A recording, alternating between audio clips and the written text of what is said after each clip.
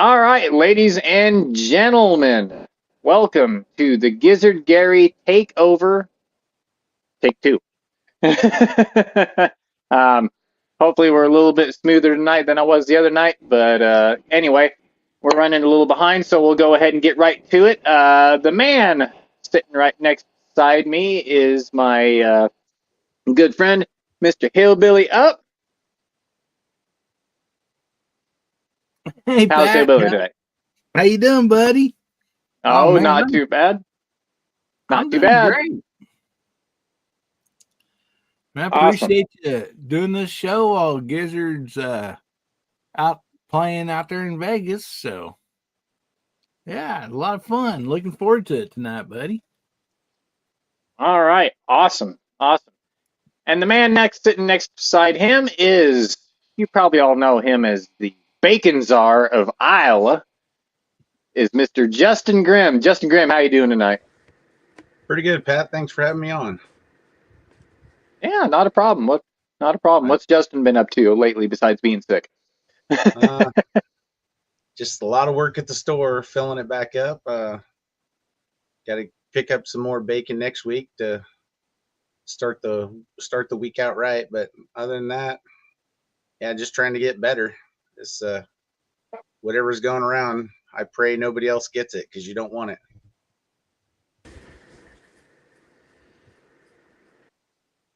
Right, right. So anyway, if you want to go ahead and get your hashtags in there before I forget, the Gizzard Gary takeover take two is hashtag take two tonight. So anyway, we'll get back to it. We got a new face on here. A lot of y'all have probably not seen this man, but he's a really good guy. Works really hard for the state of Nebraska on the NFOA, the Nebraska Firearms Owners Association. Good friend of mine and just all around good guy, Mr. Joe Goebel. How are we doing tonight, Joe? Not too bad, Pat. Thanks for having me on. I appreciate it. Nice to meet some new people. Justin, it's been great to actually get to know you. And I think I've seen Squid Load once before, possibly with John. That might have been a couple years back. But yeah, just been working. It's springtime. We've got, well, not quite spring. I also drive truck for a living. So Pat raises them and I get to haul them. So I don't know which one's better, Pat. We both tend to see the rear end of a cow a lot, don't we? Yeah, it has a tendency to work out that way. It sure seems like, anyway. For sure. My other fun part is, yes, actually, like you said, I work with the Nebraska Farm Owners Association. I'm the vice president of that, and I'm also the director of our affiliates. So I also work with a gentleman in Iowa who is head of the Iowa Firearms Organization, and we also work with the NRA ILA, and we've got a bill drop that is LB 155 in Nebraska that's going to expand stand your ground. So we've got some really exciting things here in Nebraska that are moving forward. All right, right on. Awesome. Thanks for coming on a kind of a short notice today. We talked a little bit earlier today, but anyway, thanks for coming on, brother. I appreciate it. No and problem. next to him, Mr. Kentucky Rimfire. How you doing tonight, sir? And thanks for hopping on. What are we up to? Just been lazy all day. I've worked outside in the cold all week, and I just couldn't find it in myself to get out of the house today. But I'm gonna try to have a range day tomorrow, and hear Gary's show a lot because it's late, and I'm used to going to bed early and getting up early, and uh, but I figured I'd jump on here and help you out tonight. So thanks for having me. Thanks for the invite. Well, thanks for coming on. I definitely appreciate it. I didn't know how many people would show up or anything, so I definitely appreciate you coming on. So, anyway, moving on down the line. This is a guy that you don't subscribe to his channel. You don't look at his content. You just stay away from him. But if you know what I'm saying, you know I'm just joking around. So anyway, Squibload, how we doing tonight, sir? Thanks for coming on. I appreciate it. Yeah, thanks for the invite. Yeah, old man's up late. That's how we're doing tonight. Haven't been on a live show in a while. Just thought I'd pop in for a little bit. So appreciate it. Yeah, not a problem, man. I definitely appreciate you showing up, kind of rounding everything out here tonight. So definitely appreciate it. Anyway, well, that's kind of that's we've got our deck of cards here set, so to speak. So we will move on and make sure you get your hashtag in. Take two tonight for the giveaway. I'm going to be giving something a little bit different away tonight. There won't be anything Milsurp or anything like that tonight, but I'll open that up in a little bit. But anyway, so well, first topic of the night is going to be kids and firearms tonight. You know, if you've had kids or you've taught kids, what caliber did you start them out on? Is it a BB gun? Is it a 22? You know, how are you teaching them? And just safety in general around the house, because you know, just like me, you know, I've got a lot of firearms, pistols, rifles, shotguns, and stuff like that. Just kind of what did you do with your kids around firearms? So, Hillbilly, we'll go ahead and start with you if you're ready, buddy. Yeah, you bet, buddy. Oh man, yeah, got kids, definitely. Well, they're all moved out of the house now, anyhow. But yeah, just for me, it was starting them off with a BB gun, you know, and then into just a single shot 22 rifle.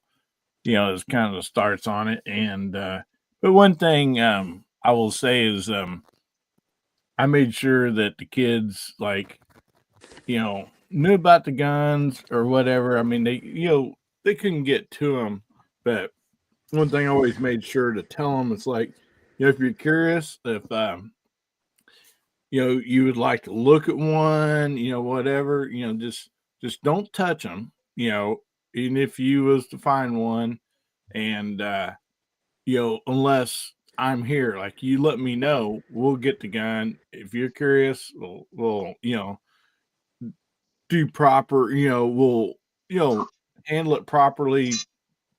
I'll answer questions. You never get in trouble for that, you know, just anytime you want, you know, but just, you know, don't experiment by yourself by looking at them or whatever, you know.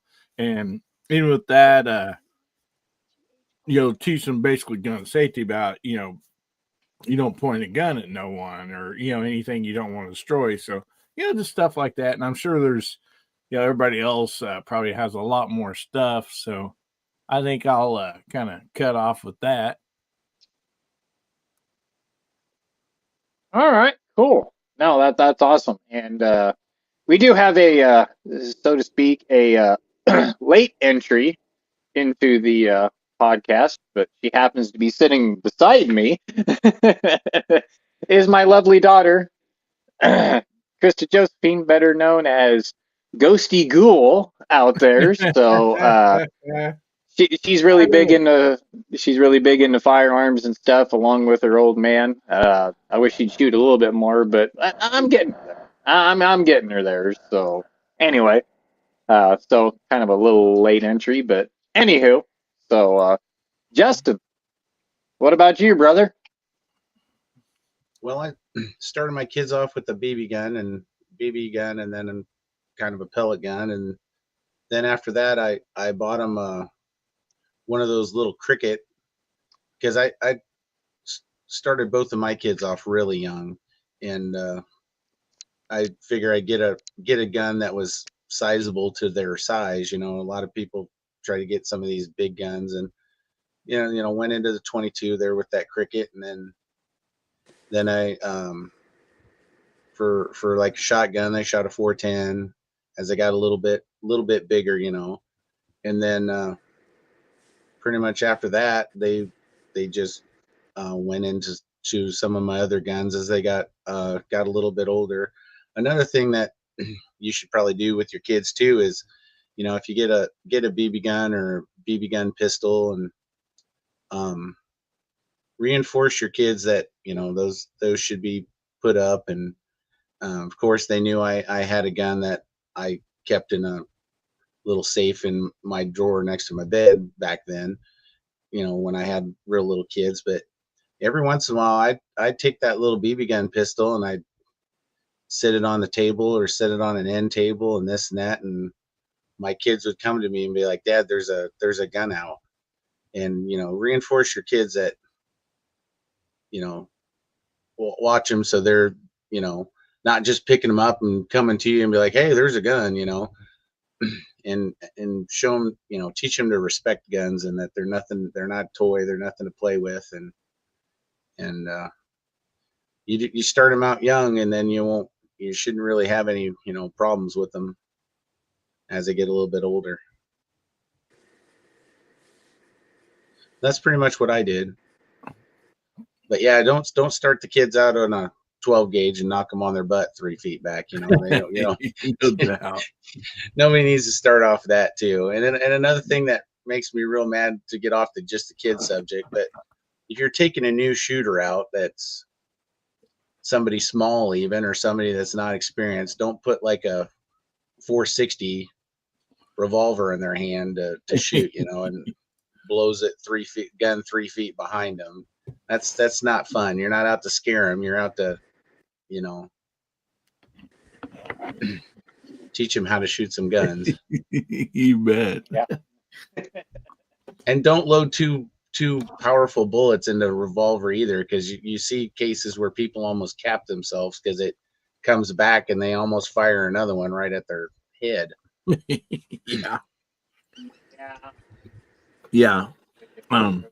Yeah, do what's right. Don't do like the way our dads did us and hand you the real light single shot 16 gauge that just tears your shoulder off. And yeah. Well, when you're 7 and your uncle hands you a double barrel black powder, 10 gauge, that's not fun.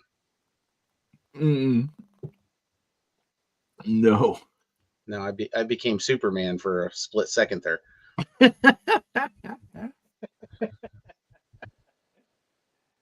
Yeah. So Joe, what did you do with your kids? So I took a little bit different approach with my kids when we first started out. I actually started them with a child size longbow for a couple different reasons. One, it was very easy to contain them if they started to point it in the wrong direction, because they physically had to pull it back. So we definitely learned to make sure it stayed pointed the right direction. The other thing too is with the target behind it, the more they shoot it with on hay bales, since we're out in the country, the paper target gets tore up pretty quick. So they have the understanding that when you fire something, it's going to do damage. Once I kind of had that, and then onto a 22, but the BB guns was fairly short lived. They like things that went bang. And I bought a Mark III that I liked as a handgun to teach them, because once you take the mag out, it doesn't allow the firearm to fire. So that was what we did with our kids. Is first I taught them that whatever you're pointing at, you're going to destroy by using a longbow, and then we quickly progressed up from there. Many of them liked the Mark III 22 I had. It was very accurate. I felt very safe with it. I had 2 daughters, so I had the special hook on the back to be able to engage it. My kids all have definitely enjoyed it. I am now an empty nester, so they're all grown up and moved away. it's nice to see that you still have some at home there, Pat. And happy birthday there, Ghoul. Hope you had a nice one. I did. That's awesome. I heard you went on a little trip. So, yeah. Anytime to get away from the old man's always a good thing, right? But with some of that training and what we've been discussing, my first one was a 12-gauge shotgun out in the cornfield, and I was about 7, and I went flying backwards and landed in the corn stalks, and I don't think I touched a gun for 3 years. I was about 10 years old before I ever touched one again. My stepdad wasn't real nice. But with all that background, one of the things with the Nebraska Firearm Owners Association that we've done is we've actually created an online program. I don't know if it's going to show me or not, but they have we actually have a Moodle site that for a lot of new shooters, people that never had any idea what was going on, and maybe didn't grow up in the background that we did, we've created that Moodle site. I don't know if that'll help or not. I've got what's thinking. There it is. It's a QR code. If you go to the Nebraska Firearm Owners Association .org/Moodle, if they're a new shooter, that's a good place they can start. We do a lot of hands-on. It's all free, and it's a real general basics because we want children to know and families now that we have safety in mind. We've taken a lot of our experience that even you guys have discussed and try to put that into place, and we're continuously adding and expanding on that. So I think it's a really good example of taking what we've learned and how we trained our children and mistakes we made, and hopefully have fixed them. Right on.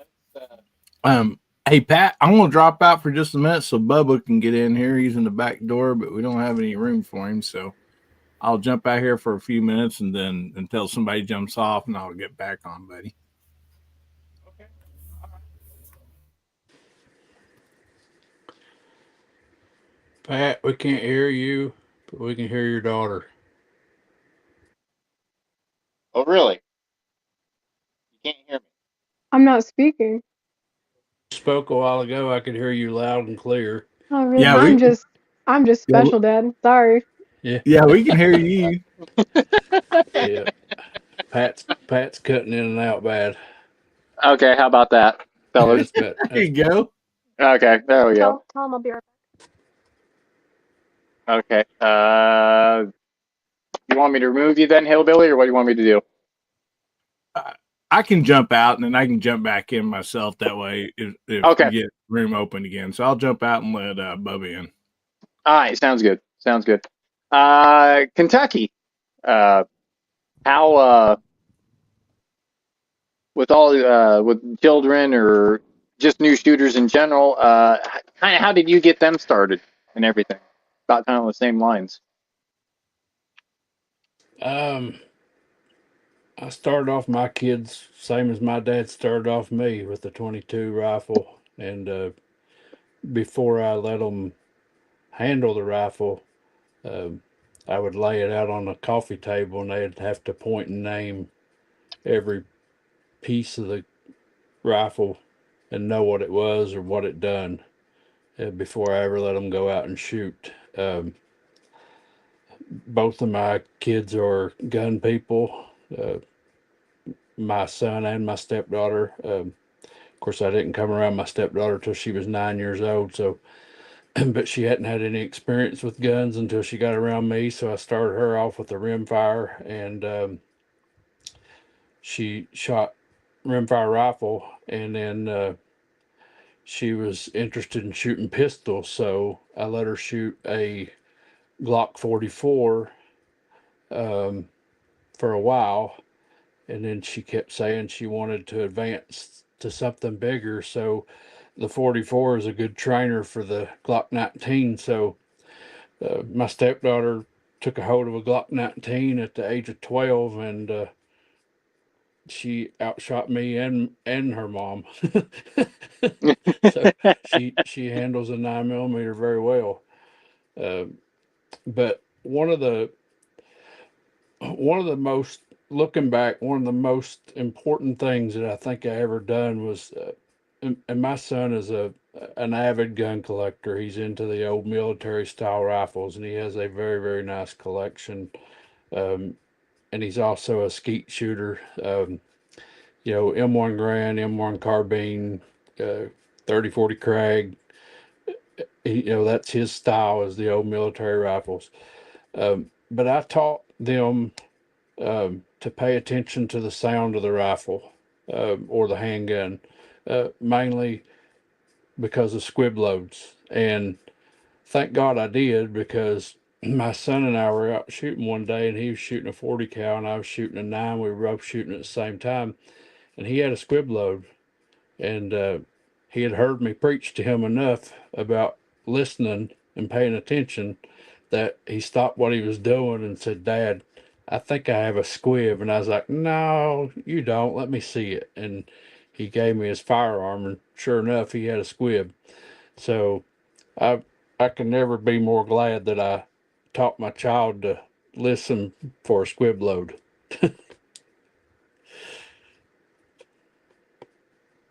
Nice. Awesome. No, that's good. Um, that's awesome. Thanks for sharing that with us. Now that we've So talked about squibs, what about you, squib? right? You beat me Yeah. to it, Chad. Yeah, it's a nice segue there. Yeah. Yeah, I picked a name for the channel because I destroyed a barrel on my 1911. I learned a valuable lesson about reloading, and that is, do not let anybody disturb you while you're reloading. I have a process now where I say, I'm going downstairs. I'm going to be reloading for hours. Does anybody need anything? Because otherwise it better be a real emergency, not, whatever. I can't get this pickle jar open. Well, too bad. No distractions. So, but I got another barrel for the gun, and it still runs really good. So, but with the kids, I like to start them out with 38 special and a full size revolver. Start them off shooting single action, then go to double action. First, have them get used to the. We'll go over the fundamentals, safety, some of the basics. Try to talk to them a little bit about stance, grip, sight alignment, sight picture, breathing, things like that, and then explain to them, you don't have to get all this right off the get-go. Let's have you shoot it so you get used to the sound, the blast, the kick. Not that 38 special got a lot of kick, but and then let's go from there. And after that, when I think that they're ready, I move them up to a rifle. My preferred rifle to start off a kid with, or really even a new shooter, is AR-15 and 5.56 NATO. It's got virtually no kick. It's light. It's easy to use. I will say that if that's what you start off with, other rifles might seem a little bit weird to you because the manual of arms is different on an AR. But as far as the fundamentals of marksmanship, safety, all that, it's all there. And this thing's designed for somebody who's never shot a gun before in their life, with a high school education to be able to use. So anybody can learn how to use one. And 223, 5.56 that don't have any kick. It's not that expensive to shoot. So it's a good platform, in my opinion. If you want something that's lighter, that's affordable, I would go with a 1022. That's what, 3 pounds lighter than AR-15. So that could be a little bit helpful. It's a little bit shorter too. But with the kids, they naturally gravitated towards it. I mean, there's guns in the house. I didn't leave guns out in the open until 2020. But for the most part, anytime the kids wanted to see any of the guns, they could. They hardly ever asked because we'd go out and shoot, and they'd usually ask their questions then. But if they wanted to see it, I would let them have access to it. And the same thing, don't think you're just going to get in here. I'm the only one in the house who knows all the combinations to all the safes. Not even my wife knows. So I told the kids for graduation, you get a gun safe. So get your guns out of my safe so I can make more room, and put them in your own. My older son's already complaining he needs a second safe because he's been buying so many of his own, and that's just something that I got the kids used to. Is like when we take trips, I'll bring a couple guns with us, and the kids are used to seeing an ammo can in the back and a couple gun or pistol cases in the luggage or something like that, and they don't freak out. They're used to it. They're used to seeing me open carry. It's not really a thing. When you take away that fear, when you take away the curiosity, when you take away the whole "ooh, this is bad," suddenly it's just another gun. So I'm proud of them for being responsible with them and taking an interest in it. I think that you can make a positive experience for your kids and make it a whole family thing, like range day for the family and stuff like that. I found, though, the problem is when I go on range day, I'm the one loading everybody's magazines. I'm the one clearing the jams. I'm the one I don't get to shoot at all, man. That sucks. Yeah, but I have time at the range by myself. It's fun seeing everybody, having a good time. And the range we go to, it's family friendly. There's a lot of groups that go down there, families or new shooters, things like that. So it's a really good environment for that sort of thing. And I think that if you just take that curiosity away from the kids, and now they know what this is and know what it really is and know the stuff in the movies is fake. My kids have got guns that are in their video games, right? They know how they really feel and really look and really how much they really weigh and everything else like that and stuff like that. And I think if you take that away, then you don't get this mentality of something the firearm isn't, what the picture that the media paints of it. You know what I mean? Yeah, no, no, I completely understand. On that. So, well, thanks, Squib, for sharing your advice, experience, what have you, on all that. Sounds a lot like what my dad and what I've done with my kids too. So, good stuff there. Thanks, brother. Appreciate it. So, we'll move on. Bubba, anything with just new shooters or kids or anything, safety, starting out caliber wise? What do you got for us tonight, Bubba? And thanks for coming on, by the way. Yeah, no problem. I ain't gonna be on very long, so Hillbilly, come back whenever I get done with this because I gotta get up for work early.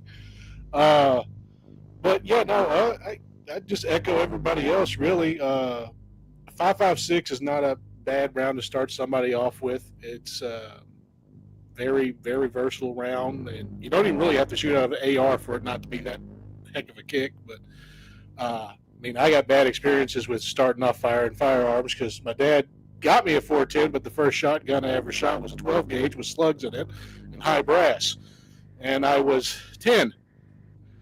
And now that's not to say that I don't love my dad, but my God, man, don't do that to your kids. Everybody's just making them videos saying it's so funny watching somebody get knocked down. It's just like, yeah, you've just disrespected the gun, and that is a bad thing to do. Never disrespect a firearm.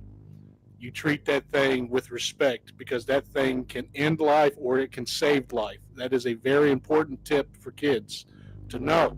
It is not a device which is used to just senselessly end life. It is a device to protect. It is a device to provide. That is what it is, and it should be honored and respected. Every weapon, every single weapon, if I was to put it out there. But yeah, definitely respect. Definitely do not believe anything in the movies. I know John Wick gets pretty close with some of them, but yeah, there is a lot of stuff in movies that is completely and totally inaccurate on firearms, and that needs to be addressed too. But mainly respect for the firearm. That is the most important thing I think anybody can teach anybody. Respect for the firearm, respect for the people that are around you, respect for yourself too. is a very important thing. That's my main tips for it. But I don't know how good my voice is coming in because I've had to reset all this up again. Yeah, it's kind of, it sounds like a prop plane is coming up behind you, like Yeah, I can't drown out my computer. That's my computer's fans, and they're really quiet. I don't know why they come through this mic so loud. I really do not. it's not horrible, but we got all your we got the whole gist of everything. We can still hear you. It just sounds weird at times. And so So let's imagine I'm inside of a like old, I don't know, Warhog aircraft or something like that for World War I. We'll just pretend that I'm the Red Baron right now, and I'm inside the engine. well, it kind of sounds like you're in the belly of in the port waist of a B-17 bomber going over Germany. I also don't know why it's picking it up. Like, it makes no sense. I have sound cancellation on and everything, but for whatever the reason, this mic likes to pick up the lowest sound in here. I bet I could pick up a squirrel fart for 5 miles away. I'm not even kidding. No, that's right. We got the gist. We can still hear you. It's all right. Not a big deal. Not a big deal. But anyway, I guess moving on up to me and Ghostly Ghoul over here. Yeah, like a lot of you guys out there, started out with some BB guns when we were like 8, and then by the time that we turned 10, got a 22. And sorry, Dad, I'm going to throw you underneath the bus on this if you're watching, or Mom. They went to Wheeler's, which was a little farm and country store back in the day. They're defunct now, but anyway, he saw 22 on the box and a little bolt action Savage with a 7-round magazine on it. He goes, "Oh, that'll be perfect for the kids." Picked it up, brought it home, and we got it for our birthday, and we went to go sight it in. Set us up on a picnic bench, picnic table, everything. Got that thing on there, and we could not get that thing to paper a group for nothing. I mean, it sucked so bad. It was a damn pie plate at 20 yards. It was only hitting it half the time. And Dad was like, "What is wrong with this gun? This thing is a piece of junk." And he goes, and he had shot it a couple times and he couldn't hit hardly anything with it. He went back to the box, looked at it, Mag 22. We were feeding 22 long rifle through a Mag 22. So, sorry, Dad, I'm going to throw you under the bus on this one. But he didn't look. He just saw 22 on there and didn't see the WMR on it. But anyway, a couple days later, when we had the right ammunition for it, yeah, it worked great after that. So I thought that was pretty funny, even looking back now. But yeah, he just started us out light and just built us up, and then by the time we were 12 years old, we were shooting shotguns, shooting skeet. But he always demystified firearms for us, because he was an avid pheasant hunter, predator hunter, like bobcat and coyote and stuff like that. So he had 22 250s, 270s, 20 gauge and 12 gauge shotguns. Now, granted, they weren't always out unless he was working on them or down at his reloading bench working on something, because he always reloaded for everything. So me and my brother always got to help out with the reloading and stuff, and he'd just give us one job and, trying to look back and forth and make sure we were doing everything right. But usually it was a pretty simple job, so it wasn't anything too big to screw up. But yeah, a lot of the same stuff. So But anywho, and as far as the daughter goes here, um, just started her out pretty slow. Started her on a little 22 cricket, and basically no recoil. And she quickly graduated to a lever action, and then on up to a 5.56, and now she's got a 7.62 by 39. I call the AR-47 sitting here in the closet, in the gun cabinet. So yeah, she's moved up pretty quick. So yeah, I think half of it is just demystifying everything on guns and not leave it this big secret. So that it's eventually they're going to come into contact with guns and stuff in the world. So anyway, that's about what I got. So anyway, before we move on, I just wanted to give the floor back to Joe real quick and talk about the link that is out there, and maybe he can talk on that for just a minute.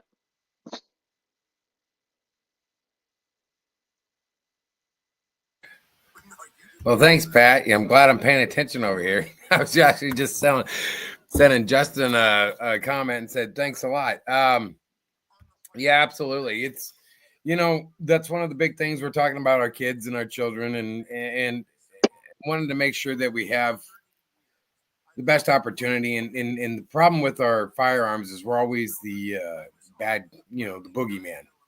I guess you kind of get tired of that. And the NRA, ILA, and the Nebraska Firearm Owners Association are trying to do what we can to help protect our children.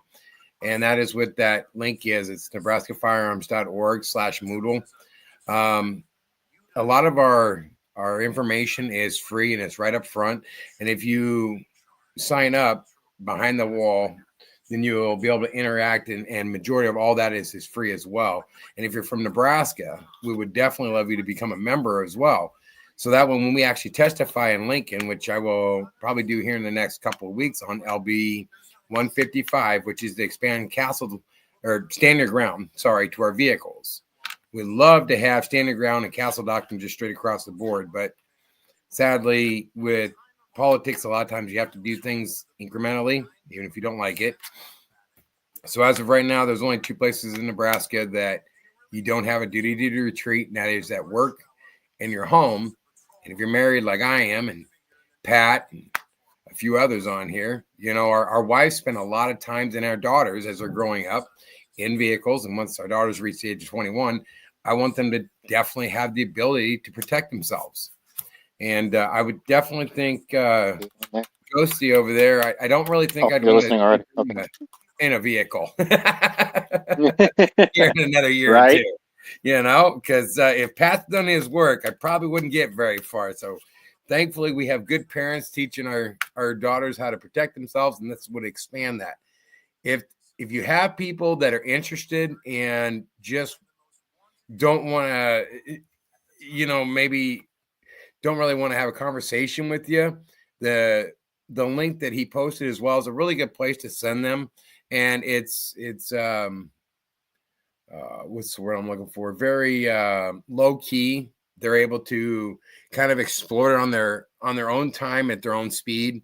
It would create a really good area for family members that have never really been around firearms, and you're trying to get their interest. And we're constantly expanding. So if you actually get on there and have some feedback for us and what you would think that would help improve the site, we're constantly trying to update it and bring better information for that as well. So I could keep going on like that, but I'll stop while I'm ahead. I got you, Joe. I got you. I'm a truck driver. What do? I sit and stare at the road and talk to people. It just comes naturally. Right. But anywho, all right. Well, thanks, Joe, for that piece of information. Thank you. I appreciate the opportunity. I really do. Yeah, not a problem. It's good stuff. I've seen it before, so yeah, I wouldn't promote it if it wasn't any good. Right. And that's the thing too, is if you're not from Nebraska, that's fine as well. Like I said, it has a lot of just very basics. I mean, how many people have never seen somebody unload a revolver before, or even a semi-automatic? I mean, we go through detailed information on how to do that. And a lot of that is for children. If you were to find a firearm, what do they need to do? Well, find an adult. Well, if an adult has never handled one, how do you make sure that it's safe? You know, we have a lot of adults that don't even know how to unload a firearm, you know, so it's very low key way of getting people involved and familiar with firearms for anybody, not just Nebraskans. All right, okay, now good stuff. Okay. All right, good stuff, Joe. Thanks. I definitely appreciate that. So anyway, we're gonna give a little shout out to everybody out there on the side chat, and maybe that'll be our next topic right there. As soon as we get done with the shout out, right there. Old Jacob S has a pretty good one right there. So maybe that would be a quick topic. So anyway, Squib, what would you recommend for a hashtag to throw out there for everybody so we can read out everybody's name? A what? Hashtag, what? So that way we can read everybody's name out there in the side chat. What do you want to put out there? Like hashtag F off or hashtag 1911 or whatever. I got nothing. Okay, well, I'll put it out there for you then. Hashtag Squib. Hashtag Squib out there. And Kentucky, would you mind reading off the side chat as all that comes in? And yeah, there's a lot of different ones. So we just might be reading off hashtags. Everybody's being a smart ass.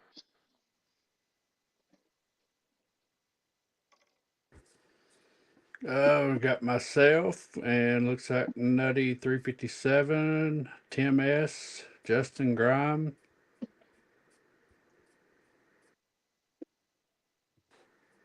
Blitz says he's got nothing. Is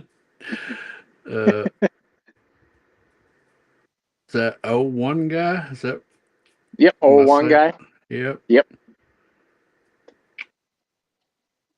To see Squib Load, Ghosty Go, Squib Lift. Got a question mark.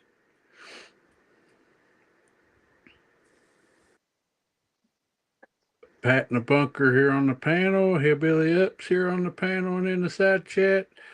Ron 2A Matters.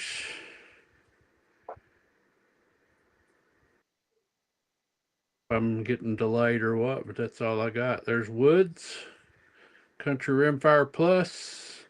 Got Abigail Finnegan. Mr. Bob Dabalino.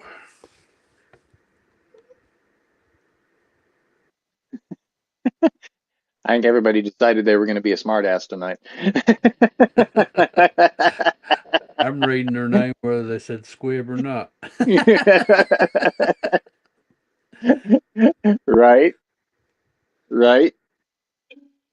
Okay. All right. Well, I suppose. Oh, there's Dale Pogue. So anyway, I just want to say thank you to everybody for coming out tonight. I know it's not the smoothest operation in the world, but you know what? We'll get through it. And if you don't like it, there's other live streams out there too. So, anywho, moving on to the second topic. Try to keep this moving along as best I can.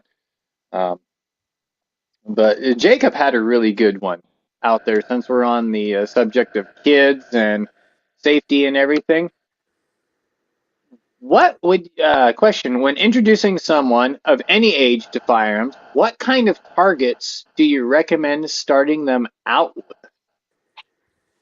So we'll go in reverse order. Squib, what did you start your kids off on, or what would you like to now that there's more availability? So the first target the kids got to see, they didn't actually shoot at. I shot at it. I shot a 1-gallon milk jug that I filled up with tap water, well water, at point blank range with an AR-15. I wanted them to see how dangerous it could be. It's not a toy.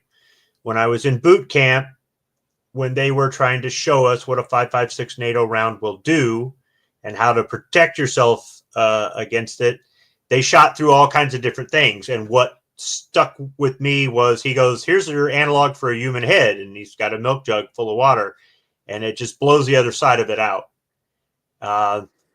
Interestingly enough, dirt is what stops it, not body armor or cinder block or whatever. It's dirt.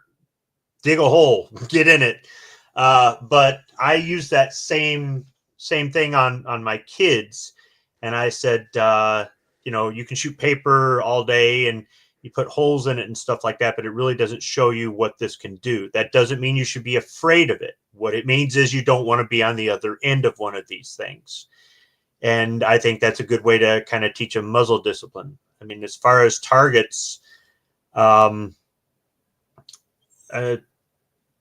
I mean, there's, the shoot and sees are kind of nice because at distance you can see where you hit and things like that.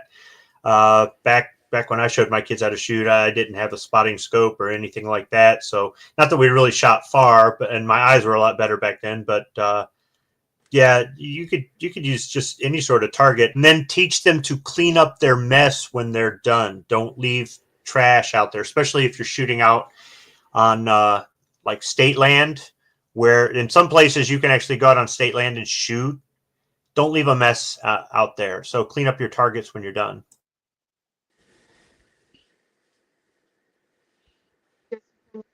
All right, awesome. No, that's some good demonstration there, because I'll have a little dovetail off of what you said later. But anyway, moving right along. Thanks again, Script. Kentucky, what kind of targets did you have them shooting at, or what do you wish that they had now I just for fun? honestly, whatever Dad shot at, they shot at. I mean, I always went first for demonstration purposes, but before picking a target, I always talked to my kids about backstop. So knowing what's behind the target. But the kids have shot everything from a piece of paper, pop can, all the way out to tannerite. So tannerite come much later after they were experienced, of course, but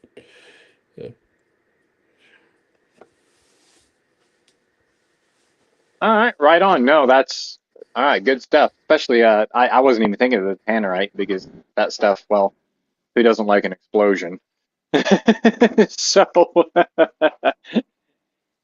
anyway, all right, moving right along. Joe, what do you got?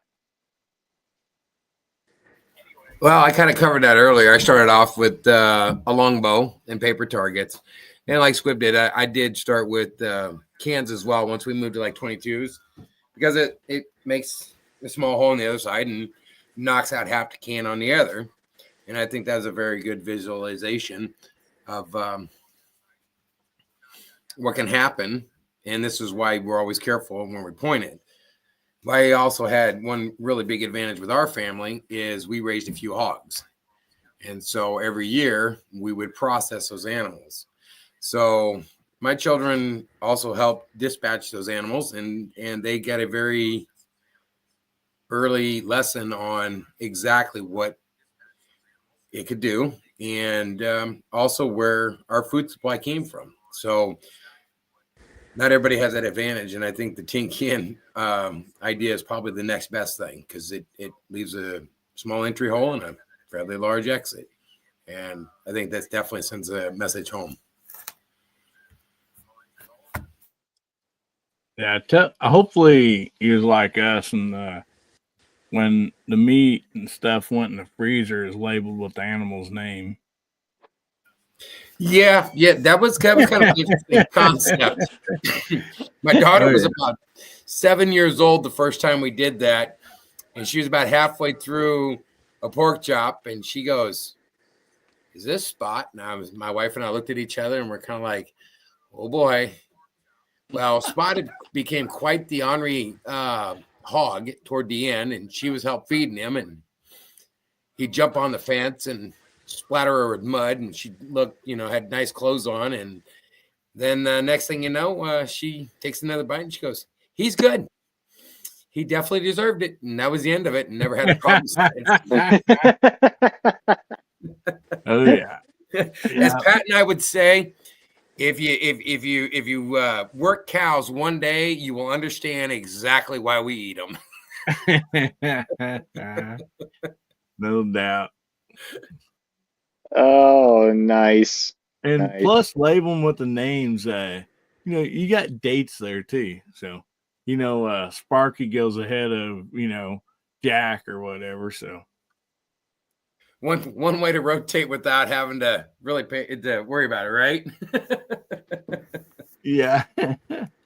See, we do our own bacon too. That's what Justin was talking about earlier. I make a blackstrap bacon with powdered molasses and real maple syrup. And I'm telling you what, when I get done with it, and then you cut it on an angle so that you end up with like 2-inch wide slabs of bacon. You need one piece for a BLT. Break it in half and it's perfect. I'm in. Oh, that's perfect. Thank you.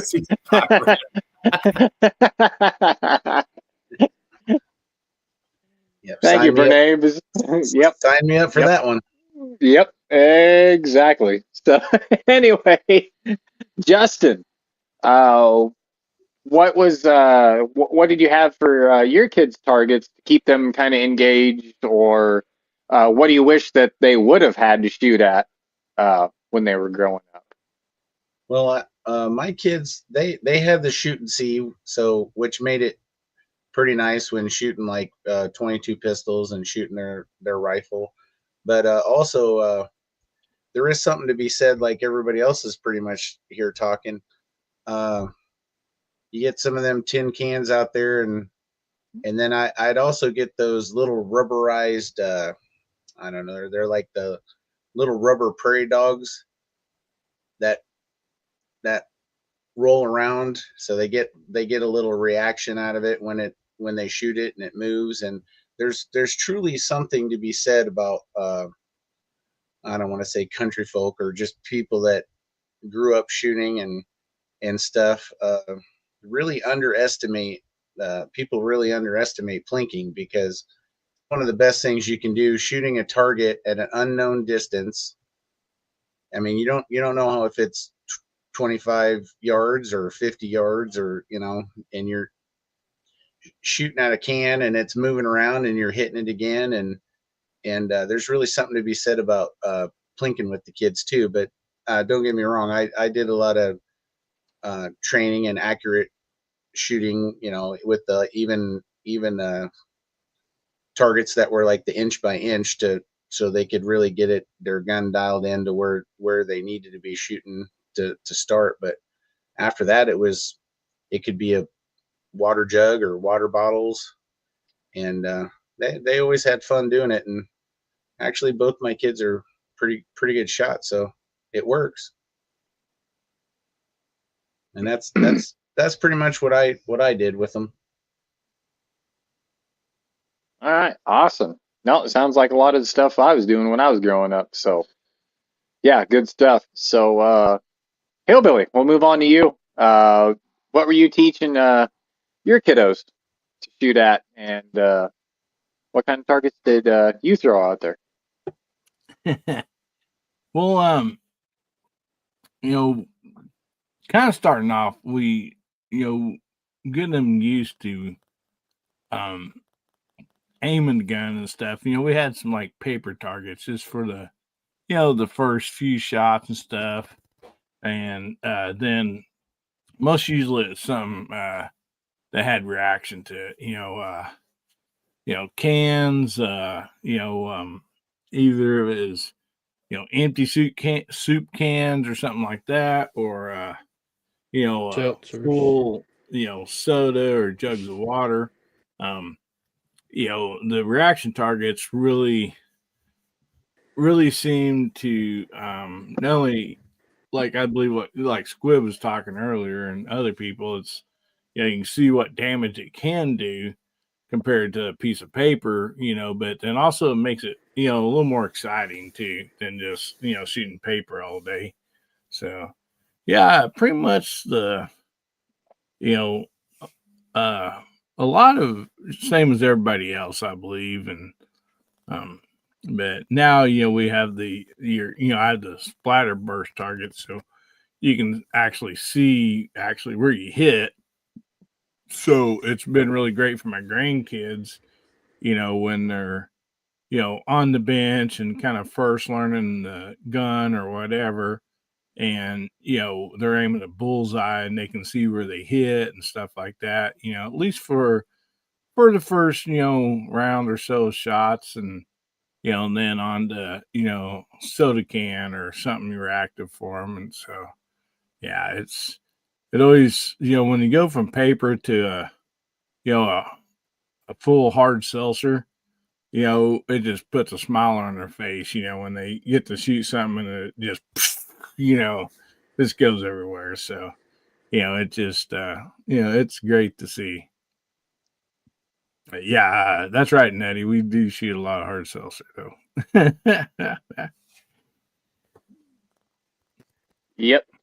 Especially that guy that's just talking right there, because yeah, I don't think there's anybody in the world that hates hard seltzer worse than maybe the Scotsman. It might be a tie between you two guys. Well, as far as that goes, for me, yeah, a lot of tin cans. I got pretty lucky. We had a old junkyard uh, a little ways away from the house where we had a lot of cars and just junk to shoot at. So we'd set up glass bottles and uh, just about anything we could get our hands on, and set it up on an old fridge and plink it off and stuff like that when I was growing up. Whether it be with 22s or the pellet guns, or kind of getting started out. Dad would take us out there, and kind of started out on paper first, just that way we could see exactly where we were aiming. And yeah, we had a lot of fun with that. But yeah, as far as my kids goes, I've got some 22 targets with the self reset and everything. Flip it around and then you hit the one in the middle and it resets everything. So I've probably my kids have probably got a little bit better as far as reactive targets and stuff, and steel and stuff like that. And then we've had some of those quadrahedral rolling self-healing targets that you could shoot at on the ground, just kind of like what they can't remember who said with the groundhogs rolling around on the ground. And yeah, Justin, making them dance a little bit, move around, and getting them out a little further until you just couldn't hit it anymore. So yeah, had a lot of that stuff, and then some stuff that I can't mention on here because of YouTube. So I'm just gonna leave that one alone. So anyway, now that we've got through everything, don't forget, put your hashtags in there. Hashtag takeover, or take two. Sorry, hashtag take two on that. So if anybody hasn't got their hashtag in there, it's hashtag take two on there. And so what are people going to win tonight? Well, I'll go ahead and get this guy up here. Ladies and gentlemen, boys and girls, Children of all ages. Go ahead and zoom in here right quick. You get a 2025 Trumpinator.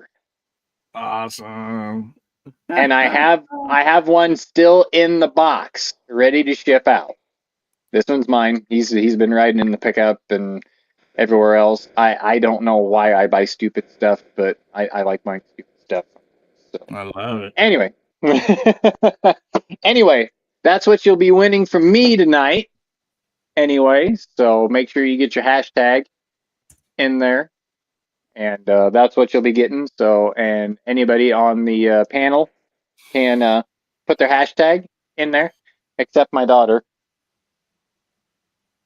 Oh, she's stunned. She's stunned. She should already have one, right? Yeah, I get it.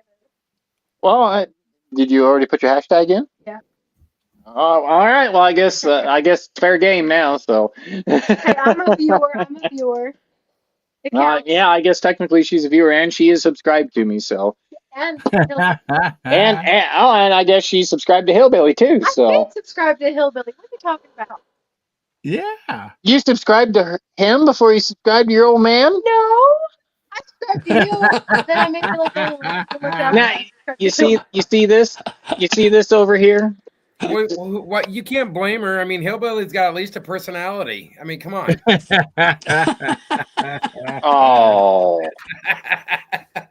that's low even for you, Joe. Come on. No, hey Pat. The reason I keep switching those picture frames back is on the other setting that don't pop up when you highlight somebody's comment. It covers the bottom. Oh, okay. All right. This Sorry way, about that. When you do that, it'll jump up and don't cover the bottom row people. So. Okay. All right. Thank you. Hey, you betcha, buddy. Like I said, that's why you're my Augustus McCrae to my Woodrow F. Call. So. And yeah, Abigail said when you giving away the bass, and I never, because I finally just got back into that and starting to get back into a band again. So the basses aren't going anywhere for a while. So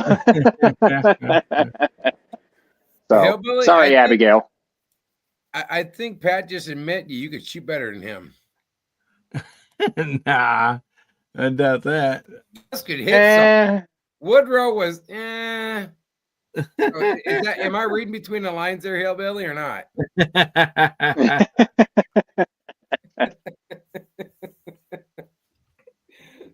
There's a man right there that knows what we're talking about anyway. So one of them spent more time in the 10. I do know that in the 10. So. Yeah.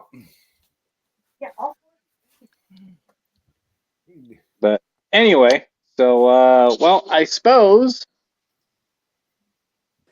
it's already almost 10:20. So you know what? We'll just go ahead and as long as we'll give it a couple more minutes, and make sure everybody's got their hashtag in there. Yep, Mr. Bob just got his in there. So. I wish I had the box on hand, but anyway, so it's still in the box. It's never been out, but I went ahead and bought 2 just for this very occasion. So take it or leave it, whether you like him or not. I just thought it was something kind of funny and something kind of different to give away on a show. So I've been kind of holding that one back. So anywho. All right. Well, remind me, Hillbilly, on how to bring that up. Well, you're the admin. You could probably just bring that right up on the giveaway tool. I can on because you're sharing the screen. Present down at the bottom. Okay. And then share screen. Share screen. Yeah. And then if you do Windows, then once you click Windows, and once you sit in that window, just click that window and hit share. Okie dokie. All right. Well, can everybody see it just fine? Yep. Yeah, I believe so. Okay. All right. Well, Mr. Justin Grimm, would you count us down and give us? Oh, now we have 20 entries. Hey, bud. Okay. All right. Well, y'all, here we go. So Justin's about ready to count it down. So go for it, Justin. 3 little piggies, 2 little piggies, 1 little piggy. Hit it. And here we go.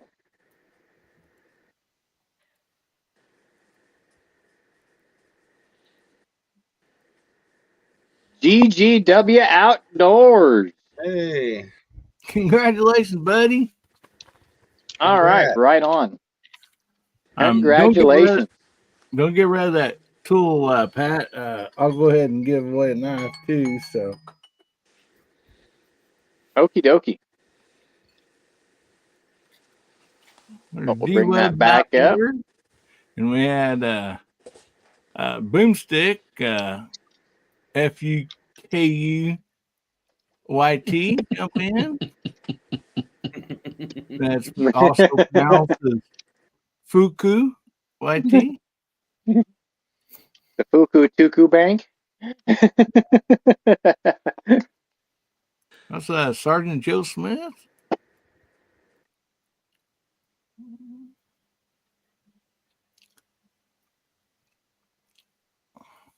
And we had TJ Fishing jump in earlier. I don't know if we said hi to him or not, but he's been out there for a while. All right, right on.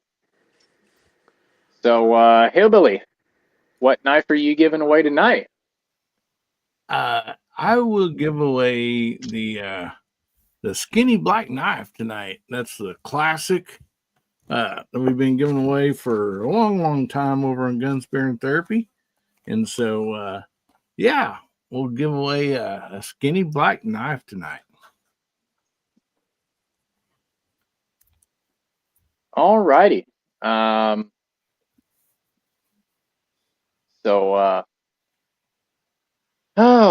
Squibload, would you like to count us down, sir?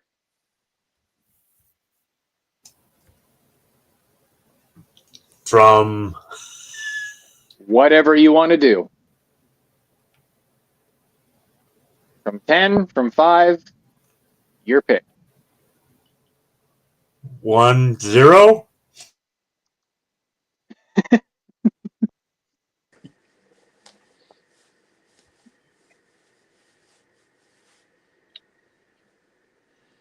Tim S.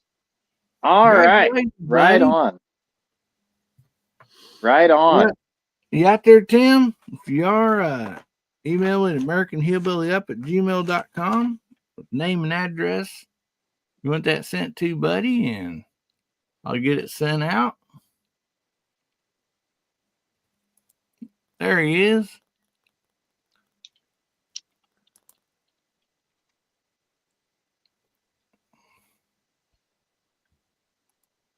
All right. Let's see. If you want to go ahead and send me your email for the for Mr. Trump, that is going to be CRUIZIN165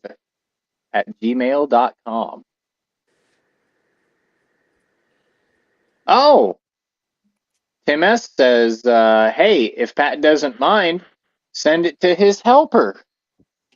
So it looks like Ghostly Ghoul gets a Ghostly Ghoul gets a knife tonight. Wow! Yay! And well, I guess Krista can show off the Trump in the package. The old Trumpinator. Go ahead and get it up there really close, sweetie. Yeah, yeah. Tim So this is the Trump. This is the Trumpinator. It's gonna be great. It's gonna be awesome. And my head bobbles.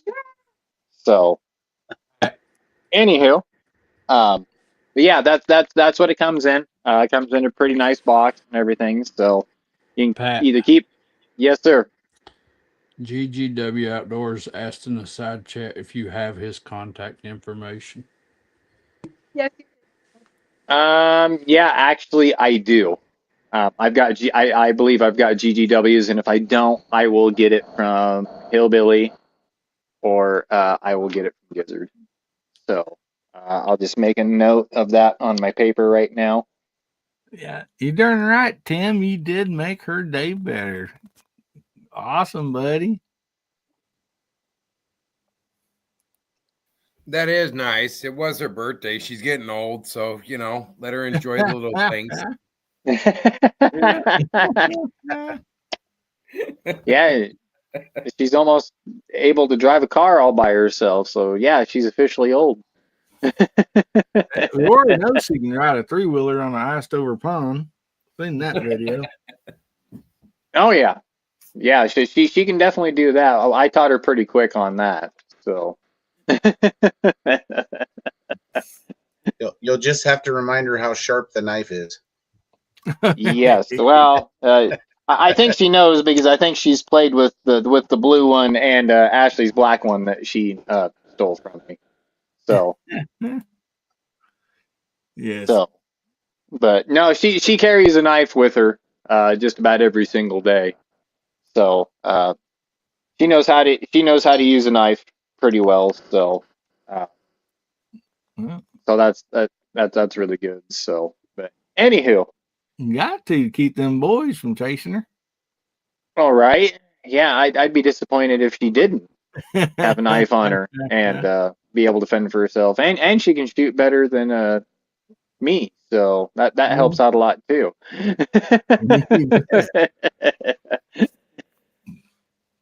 But anyway, okay, well, so since we've got all that out of the road now, I want to give a little promotional shout out coming up May 31st and June 1st. Thunder on the Prairie, the 4th annual Thunder on the Prairie, is coming up this year, and we got at least a couple guys on here, 3 guys actually that have been to that event, and is always a good time. That's held at Nebraska Shooters at Firth, Nebraska, out there. It's just a bunch of YouTube creators like ourselves, and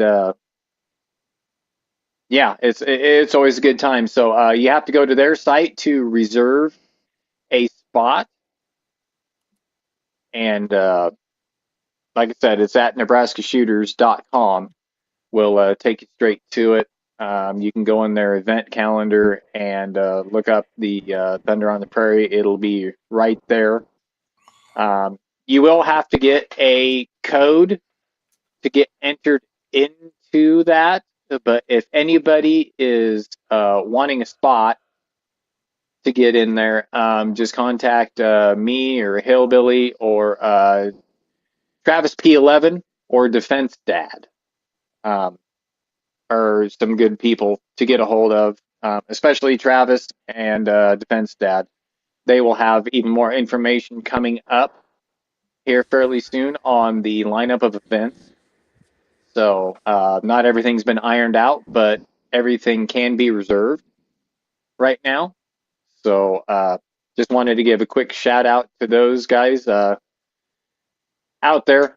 Really good bunch of people out there. I've been there for the last 3 years straight, and I think Squib and Justin can also attest to that. That it's always been a great time. Great people out there.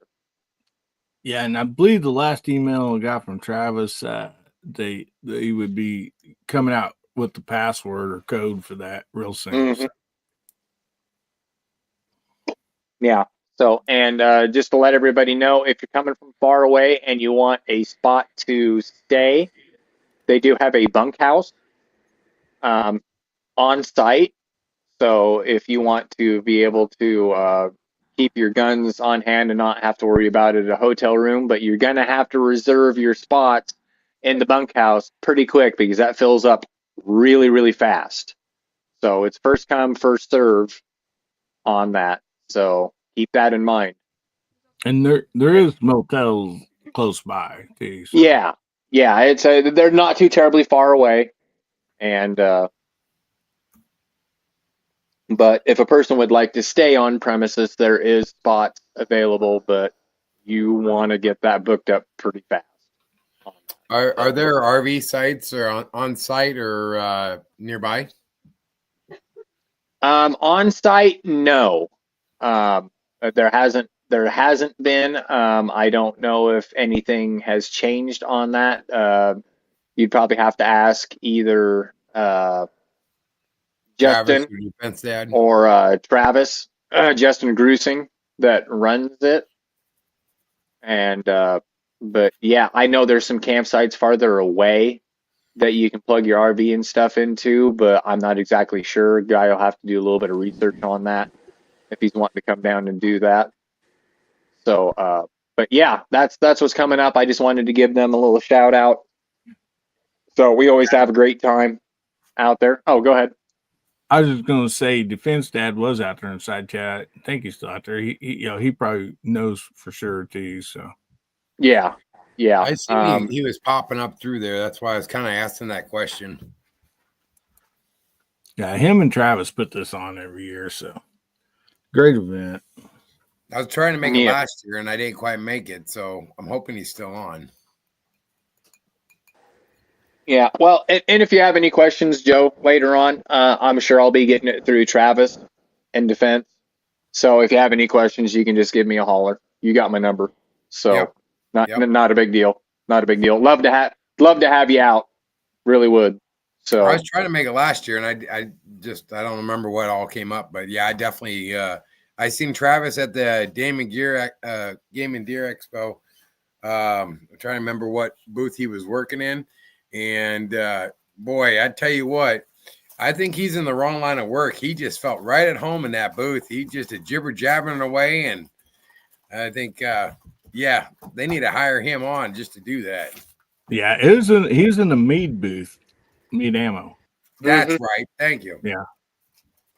Yep. yeah, and I will give a quick shout out because they are a big sponsor out there. They provide a lot of the ammo and stuff out there. So a big shout out to Mead Ammunition, or go to meadindustries.com. Chances are they've built a lot of the machinery to make the big guys ammo like SIG and Blazer, CCI. I mean, you name it, you've probably shot the stuff that's come straight out of their tooling. So, little company, but very big as far as worldwide on what they do. So I've been up to their place. I shoot exclusively their 5.56 and their 9mm ammo as far as the frangible stuff on my targets out here on the range and everything, and it's good stuff. So anyway, just a quick plug to Mead Ammo. But anyway, well, I suppose, Hillbilly, want to try to do one more topic, and then we'll probably let all these fine people on out of here. It is starting to get a little on the late side. Oh, go ahead. I'm gonna jump off here. I'm winding down. All right. Well, thanks, Chad. Definitely appreciate you coming on tonight and helping round out the panel tonight. And See yeah, the Scotsman out there. He might come in here. yeah, he's more than welcome. Come in here and tell some lies. Right. Yeah. Yep. Stick a fork in Chad. He's done. Good night, everybody, and happy birthday, young lady. Night, Chad. Night, Chad. See y'all. Good to see you. Have a good night. But anyway, okay. Well, suppose now that Kentucky's gone, I'm not even sure if I even sent a link to the Scotsman because he said he wasn't even going to be here. So, anywho, I guess we'll leave the floor open for an open topic, and if somebody wants to discuss something, we'll go ahead and give it a whirl. if somebody wants to throw something down. I'll throw something out. Hillbilly, what do you guys have down in your area for your local gun lobbyists or whatever that fight for you on a legislative level? Yeah, we're pretty much a 2A state. Most usually when you come into Missouri, if you do not have a firearm, we give you one. So no, you guys actually have a really good setup. I was trying to remember offhand. I know Iowa has one, South Dakota. Yeah. And I was trying to remember what Missouri had, and I got a friend of mine down in Missouri right now. Yeah, I don't remember the name and stuff. I know basically our Missouri Congress and stuff, they're really, 9 out of 10 of them, because we do have like, I think 3 red districts, or 3 blue districts, but pretty much most everything's pretty red. But then we got some superstars, like him or not, but some people like Josh Hawley and those even before him, and even our governor right now. They're very thankful to live in a state that we have leaders that are really supportive of our Second Amendment, and and it all starts with your local elections, people. And sometimes it's way harder for a lot of people than it is for us, but those local elections really in every election really makes a difference. So get out to those state and county elections and let your voice be heard for sure.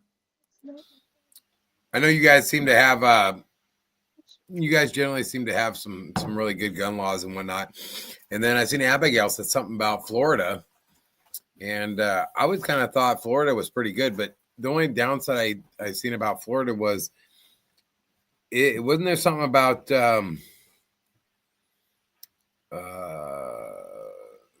what was it? Was it the when Pam Bondi was AG there, she was pushing for red flag laws, and also a person couldn't buy a firearm until they were 21, and now she is the United States Attorney General. So yeah, you got that right, Tim S. Hillbilly, my attitude is if you can be drafted and you can join the military at 19 and you're considered a legal adult at 19, I think that we should that you should a 19-year-old should be able to enjoy all their rights as an adult.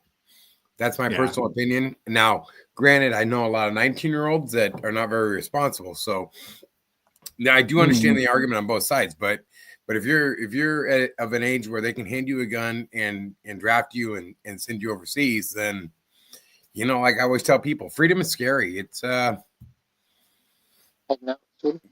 is what it is. It's plain and simple. Freedom is scary. You either have to learn to be responsible and take accountability, or you don't. Yeah. Yep. Sure. Yeah, that's that's something I think. I mean, you can vote, you can fight for your country at at 18. I'm here it's 18. I assume it's that way everywhere, but but then you ought to be able to if you're considered an adult at that age, then the other responsibilities should come along with that, and equal to that responsibility of voting and fighting for your country. So I agree with you on that for sure. Well, some people are saying military. I realize with parental signature is at 16. Yeah, And you know, the parental. sad thing is if you actually love history, Civil War, we had kids that were 10, 12 years old who were little drummer boys, you know, in the Civil War. And in Nebraska, it's 19. And like you said, down there, it's 18, which is crazy because 20 years ago, males were of age at 19 and females were, or males were of age at 18 and females were at 19. So even Nebraska had to differentiate between the age depending on the sex at the time. Yeah. So, you know, they finally put everything to 19, and then with the federal government putting pressure on at certain ages, you know, with alcohol or cigarettes, and then if you can buy a long arm or a handgun, the ages are all over the place. But if your age of accountability is 19, let's say like in Nebraska, I think it should be 19 across the board. Yeah, and I don't know about anywhere else, but I have a friend that owns a basically gas station convenience store, and it said that like by law, I assume it comes to maybe our state or you know the ATF, you know, alcohol, tobacco, whatever, but now when somebody goes in to buy a pack of cigarettes or chewing tobacco, they have to scan their driver's license in order to sell it to them. And there's a lot of people that's really pissed about that. And, you know, because, and I understand their side of it. Well, it's just one more tracking of the government, you know. This person was here at this time buying a pack of cigarettes, you know, or whatever. And, you know, you got some 80-year-old war veteran going there to get a can too, or, you know, pack of cigarettes, and, you know, they have to get their ID out so they can be scanned before they can purchase that. Is that like that anywhere in any of your guys' states? Or they're doing that in Nebraska. And here's the problem. And I sit and fight with them. So I have a CDL license. I also have my motorcycle endorsement. I have my tankers, doubles, triples, and I have hazmat. So my license, once it's fully, when I re-up on it, it's worth about $300. I'm not handing my license to some stranger so they can scan it. I had a buddy of mine that actually had a cashier get mad at him one day and cut his license in half. So that's not going to happen. And the law states you only have to show ID. I never have to actually release or relinquish control of my ID. So them actually saying that they can't sell you it without scanning it is actually illegal. So I've actually got around that a few times, and I sit there and fight with them. I do smoke cigarettes, so I just tell them I'll go somewhere else. And I've had that argument, and I've had a few gas stations locally. They just tired of fighting with me, and they don't scan my license because I'm not handing it over. But yes, definitely read the law. That is part of our problem is, as Americans, we seem to go along to get along sometimes, which is so frustrating. You are in no way, shape, or form obligated to relinquish control of your property to a complete stranger. Plain and simple. So if more people stand up for their right and state that this is actually your policy is illegal, then they're going to be forced to have to go the other direction.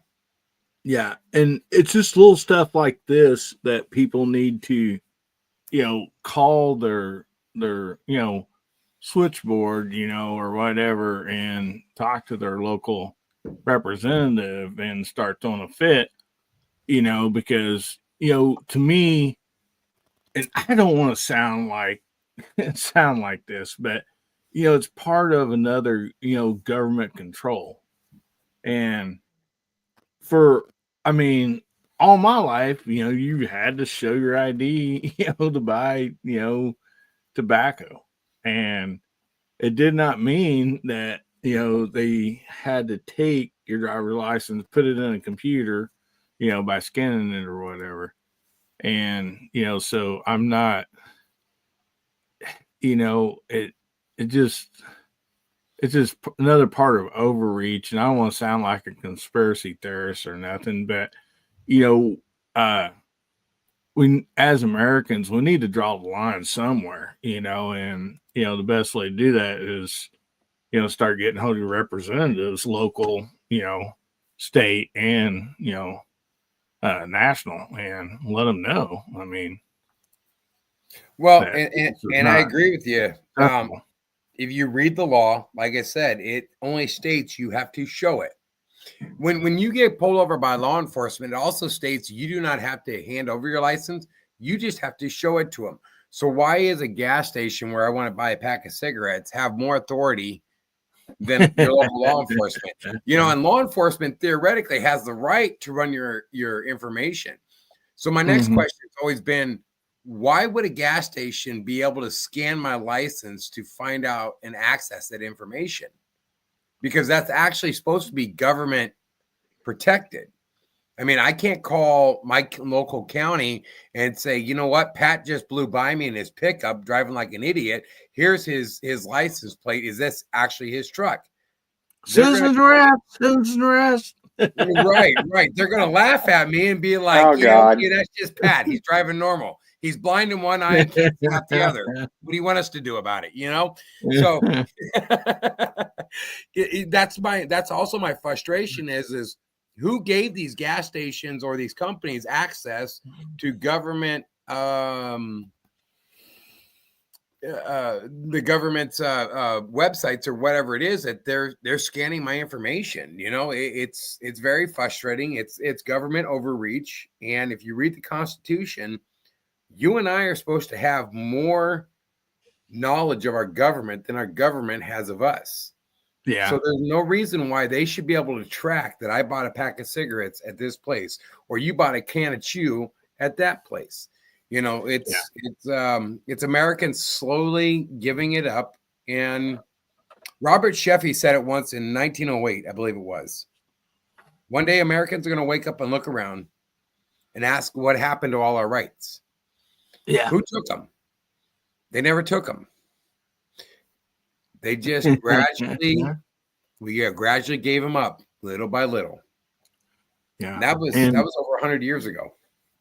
Yeah, and I want to say this to people: when you're at that gas station, and maybe that gal or girl, behind the counter, and they're telling you that they need your license to scan them. Give them a break, because if they don't do that, sometimes they could get fired. They're trying to keep their job and work, and so be nice to them. But just tell them, say, hey, I don't believe in this, and and if that's the only way I can do business here, then I'll take my business somewhere else. Because it's not that man or woman behind that cash register that's making this law, and that's trying to do that to you.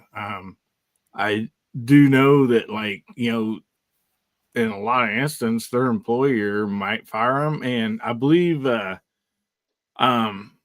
somebody told me it's same as like a waiter or waitress at a restaurant. If you don't ask to see their ID or whatever when they serve alcohol, that waiter or waitress personally is liable and can get fined or in trouble with the law for not doing that. And so it's we also have to understand it's not these workers that's making this up and doing this. So we need to go above their head, and that's just one more thing that's adding to their job while they're trying to scan your stuff or what and get you to the line. I mean, they've been standing there and and more than likely they're not wanting to have to ask you for your ID and take it from you and scan it or whatever. More than likely, I'm sure there's some people out there that might be tripping over authority, but most of them are not. So try not to take it out on them personally. That's a really good point, Neil Billy. Absolutely. And I've had that conversation before when somebody pushed it and said, hey, It's nothing against you. But I can take my business elsewhere. You know, it takes so little effort just to be kind to our fellow man. It really does. And you're absolutely correct. They're just trying to protect their job and do what their policy is saying. So that is a good point. I appreciate you bringing that up. Yeah, I mean, at least they're working and not trying to live off the government. You know, give them a break, and you know.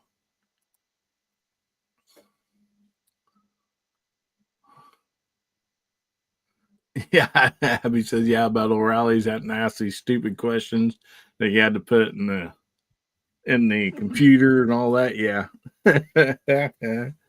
Yeah. Is this the part where I step in as a manager of a grocery store and say no comment? All you need to say, Yes. Justin, is you can buy bacon with no ID. I'm of the belief that the main reason it does it is because it's the safety of the store, because it's kind of foolproof. It's pretty hard to be faked. It's much quicker than us to hit buttons to get in to put your date of birth in. So it's like a multitude of things. And don't get me wrong, you have the right to refuse. If someone said, I'm not going to give you my ID, I'd be like, okay, well, and the same thing goes, well, I guess you're not going to get your product. So it's kind of a two-way street. I see both sides of it, but we don't usually get anybody that really complains. And we get like 3 stings a month, and it's like a $2,500 fine if you accidentally sell to them. So that's it's a multiple of deals. Again, I'll remind people though, freedom is scary. I mean, I would not give up my freedom for a little bit of scary. What was it? Was it Thomas Jefferson that says, if you give up a little bit of freedom for security, then you deserve neither. And so I understand where you're coming from. Absolutely. But I would rather have you spend 10 seconds putting in my code than actually being able to track me for the government, when I'm supposed to know more about my government than the government should know about me. Well, herein lies the problem. As an adult looking at a driver's license, not a problem. But when you have high school kids that are doing it, it's I know you can say, well, it's a training issue. You need to train them better, but it's also a pretty big fine. So it's kind of like, oh yeah, they just scan the card. But like you said, I'm not bad mouthing you or anything. If that is 100%, you're right. I mean, trust me, growing up, I've been ID'd I've been old for forever. So it just seems like, so I get ID'd and I'm like, I got gray hairs that are older than the one place I was. They said, you gotta be 27. I said, I got gray hairs that are 27. What the hell are you talking about? You know, it's like, but. Hey, I take it as a compliment. I'm 46 years old. You asked me for my ID, and I'm like, heck yeah, I'll show it to you. Yeah. I believe that's what Ozzy or somebody said out there a while ago, or I forget who it was. Said, doggone it, they don't ID me anymore. Doggone it. Yeah. I joke with them. I'm like, I got it. Well, you got to be 21. I was like, hell, I got tattoos that are older than 21. Well, like, not so much chin tobacco, but most usually if I go in, if I'm buying any type of, beer or whatever, I already have my wallet open, and I most usually show them my driver's license or, whatever, or set it down on the counter. It's just, but that's just me, I'm used to it. But, in the past, they pick it up, they look at it, and they set it back down or hand it to you. And, now, when it's being scanned, that's your name, social, your number, all that going through into a computer system. And, and I understand the business, like I was saying a while ago, and then Nettie says he don't mind showing his ID, or showing your ID to vote for sure. Yeah. And just think about that. And was it California where you didn't have to show your ID, or it was against the law to ask somebody for their ID to vote. But you better damn sure ask them if you want to buy a bag of red man or something. So, Right. But I see both sides. Yeah. But anyway, well, I suppose we're just about at the top of the hour, so we'll go ahead and start wrapping things up here. Just want to thank the side chat and my esteemed panel for the chat tonight, for helping me do this takeover show for Gizzard Gary tonight. And I suppose we will start there down at the bottom, and we'll start with Squibload. So anything you got going on? Anything last words? Nah. Perfect. Joe. Not really. I've enjoyed the conversation and the good company and the comments. It's really nice to see people engaged. And if you're in Nebraska, look us up, and we'd love to have you. And I appreciate Pat giving me the opportunity to come on tonight. So y'all have a good night. All right. Well, thanks for being on, Squib and Joe. Definitely appreciate it. Thank you for helping me fill this out tonight. Justin, got anything coming up? Got any last words? What do we got? Well, I don't really have anything coming up right now. I've been too busy with work and too sick. And heck, this is the first live chat I've made this year. Took some time off around Christmas with the wife. Spent some time with her, and I thought I'd be back at it a long time ago. But this flu had different motives for me. So, but thanks for having me on. Thanks for having a chat. Good group of people out there. Thanks for giving us a spot to jump to tonight since Gizzard's gone. So I just thank you for having me.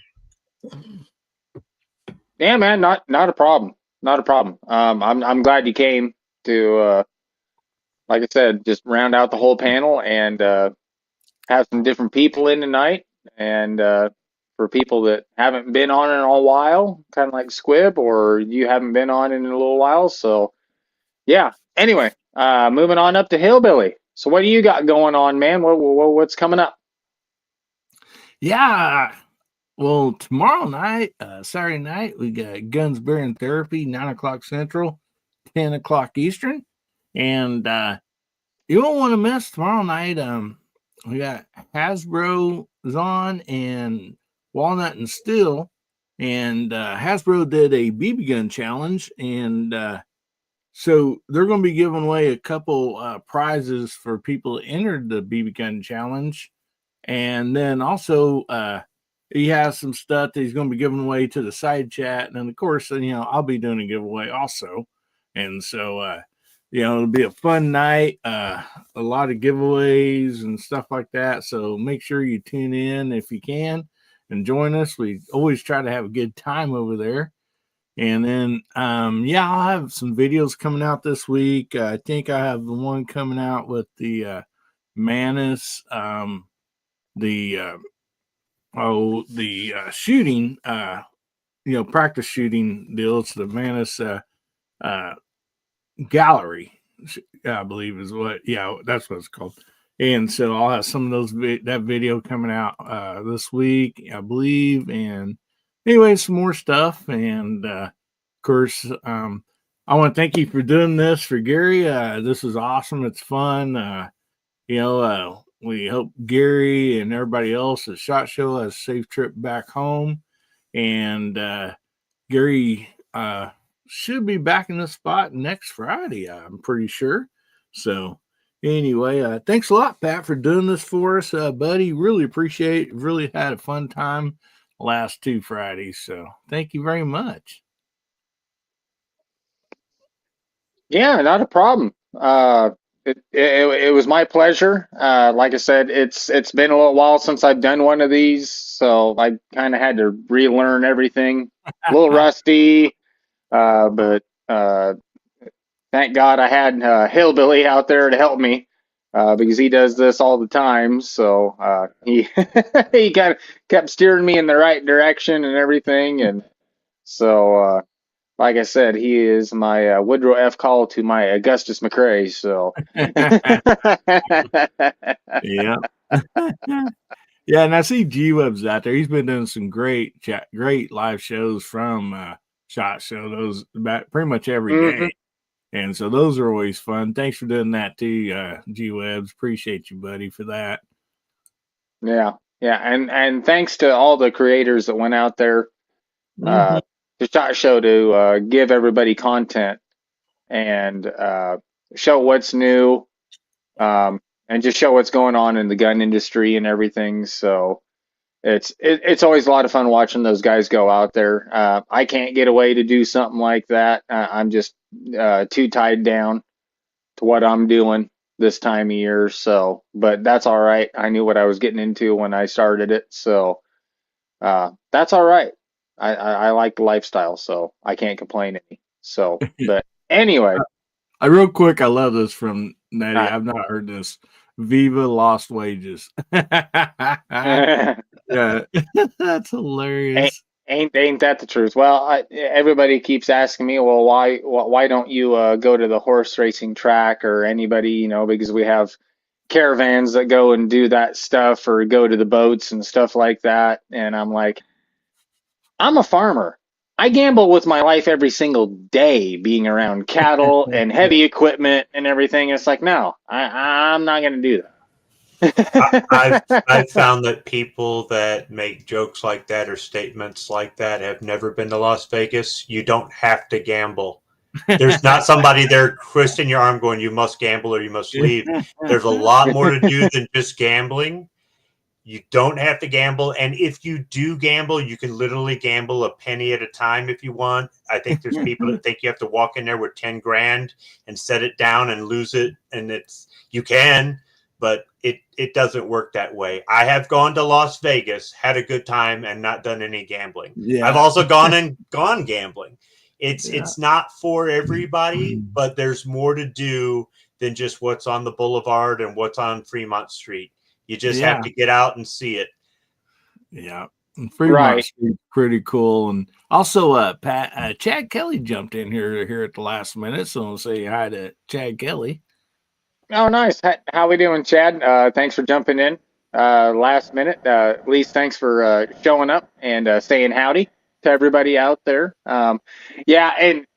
Squib, that's just kind of my that's kind of my mantra for being a farmer and rancher. Oh, you ain't got to gamble, man. It not. Yeah. There's some people that won't even play a lottery ticket. That's fine. That's a choice. It's like not drinking or not smoking or whatever. But yeah, I'm just saying that Las Vegas has this reputation that seems to be perpetuated by people who've never been there. Right, and I totally understand because there's a lot of shows and stuff that you can go to, and just a lot of different stuff that there's hiking, there's national parks and state parks all around. You can actually go north or south of the city and just get a few hundred yards off the highway and just you go shooting in the desert. I've done it. So it's kind of fun. Yeah, and it's close to a lot of things. It's a day or less drive to a lot of things as well. So I'm not saying it's for everybody, but if you ever wanted to go out there and thought, well, all I can do is sit here and gamble and I'm going to lose all my money, that's your choice. There's more to do.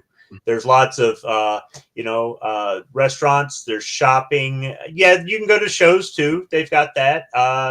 There's a lot to it. It's just something to see, but then again, it's not for everybody. Right, and it's one of those things that I would never go do because there's like the going to like the Grand Canyon and stuff like that because just like Hoover Dam. Hoover Dam, all that fun stuff, and go hiking or go shooting out there, or maybe meet up with Ian McCollum and go shooting down there with forgotten weapons. Who knows who you will run into out there? So yeah, I know there's a lot more out there, and Thank you for bringing that up, Squid, because there is a lot more out there to do than just gamble and stuff. So, Well, another thing to do if you ever do get out there is check out the Mob Museum. It's pretty cool. oh, The nice. show guys are working. They're working and they're tired. They should be gambling, but they're not. They're just this is a working trip for them. So if you do have the luxury to go out there for SHOT Show, if you're able to get the credentials to go, and you can take a little bit of time afterward and do some of the fun things, that would be nice. But the people that are there are working, so. Yeah, I don't think there's a whole lot of time for gambling. Hey, if Pat ever makes Right. it out to Vegas and the Grand Canyon, would somebody please promise to make sure and video him trying to pet the big fluffy cows? I just want to see how that works out for him. And what exactly big fluffy cows are you talking about? Buffalo. On the And north side of the Oh. north side of the national park, there are beefalo. They're not real buffalo, but they look pretty real. They escaped from a ranch, so they're not 100% pure, but really they look it, and they're just hanging out there. Yeah, don't go pet them. Don't do that. Every year, my cousin who lives in Montana and I have another cousin in Wyoming, they're always sending me little clips of people, idiots, who get out of their car and try to pet the big fluffy cows. And I want to see Pat go try to pet one of the big fluffy cows. Somebody needs to get that on video.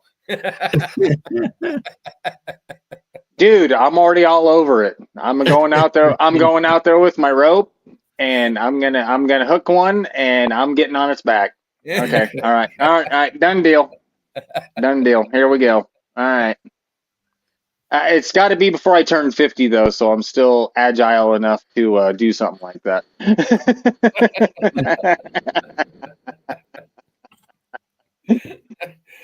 Oh man. But anyway, y'all, I had a great time tonight. Thank y'all for being on.